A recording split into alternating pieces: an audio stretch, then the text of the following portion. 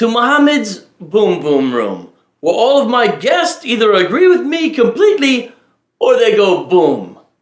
I am your host, the Prophet Muhammad, peace be upon me. And now with me today is a true disciple of Isa bin Miriam. He is the Apostle Paul. Happy to meet you, Paul. Glad to be here, Muhammad. But who is this Isa? Oh, as everyone knows, Isa is the Arabic name for Jesus. No, it isn't. The Arabic name for Jesus is Yasuh. Isa is the Arabic name for Jacob's brother Esau. To the Jews of your time, calling someone Isa would have been an insult because the descendants of Esau were their enemies. So why would you insult Jesus by calling him Isa?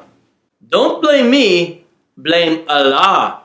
He's the one who gave Jesus a totally different name in his perfect revelation that contains no errors. Speaking of the Holy Quran, Allah promised to protect Jesus' followers until the day of resurrection. That's a long time. And he said that he aided the true followers of Jesus until they became uppermost over all of their enemies. That is what led so many Muslim scholars to conclude that you, Paul, must be a true disciple of Jesus the Messiah. Well, I am a true disciple of Jesus. At first, I persecuted the church because I believed that the message of Christianity was heresy. But after Jesus Christ appeared to me on the road to Damascus and showed me that he is the Lord of life, who died on the cross for sins and conquered death, I now preach Christ and him crucified.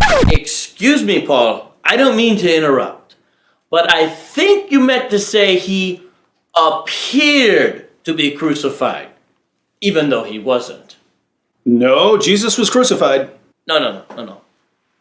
It appeared that he was crucified, even though he wasn't. He was definitely crucified. It was a public event in front of thousands of people.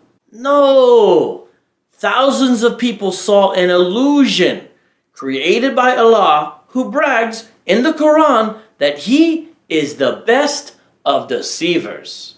Your God brags about being the best of deceivers? He's the best. The best. So you're telling me the Apostle Paul, a man who lived in first century Israel and who knew the original apostles, that Jesus wasn't crucified, it only appeared that way? Peace be upon me. And where did you get this information? From a bunch of heretical Gnostic stories that were circulating in Arabia. Also from the angel Gabriel. And how did you know that it was the angel Gabriel speaking to you?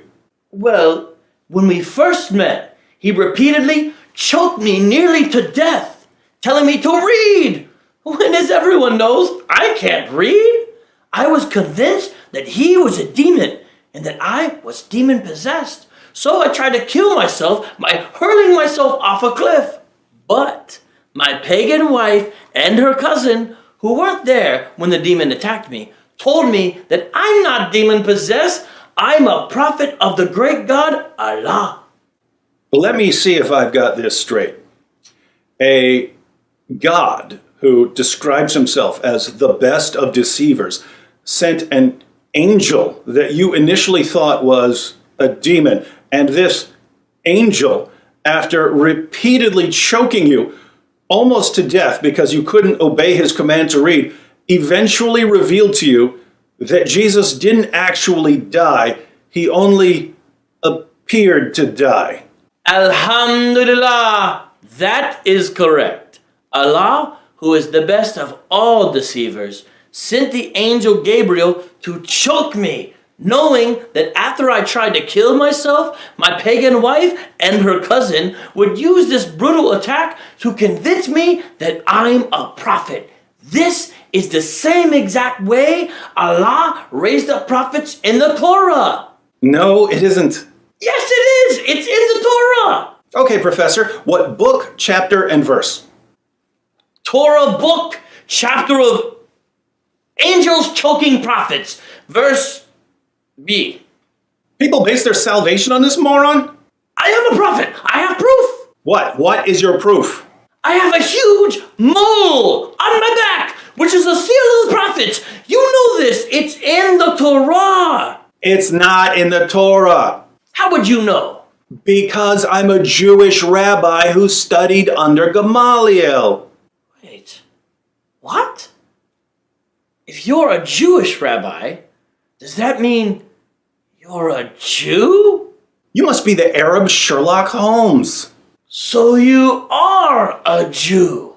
Tribe of Benjamin, Pharisee of Pharisees, I'm head to toe kosher. The angel Gabriel says that the Jews are the ultimate enemies of Muslims. And you still believe that was an angel choking you rather than a roided out, hooked on phonics cave monster? Of course, my pagan wife said so. And your wife was an expert on angels attacking people in caves for not being able to read? Allah knows best. Do you even hear yourself as you're talking? Let me try to make this so incredibly simple that even you can understand it. I'm a 1st century Jewish rabbi and a brilliant scholar. You're an illiterate 7th century caravan robber. I know the Old Testament and its prophecies backwards and forwards. You wouldn't know the Old Testament from a phone book. I know all of the relevant languages, Hebrew, Aramaic, Greek, and Latin. You know none of the relevant languages. I knew the original disciples of Jesus, as well as his brothers. You didn't. I met Jesus. You didn't. I tested the revelations I received. You didn't. I've performed tons of miracles. You haven't. Seems like I'm exactly the sort of person you should listen to if you want to know the truth about Jesus. But you'd rather listen to some literacy demon that chokes you and makes you want to slaughter yourself. But he gives me all the sex slaves I want. Listen, in case the future of humanity ever depends on choking someone in a cave for not being able to read, I'll have your cave demon sex trafficker on speed dial. But if you think your little episode of Bleeding Rainbow makes you a prophet, you really need to lay off the camel pee. What about my mole?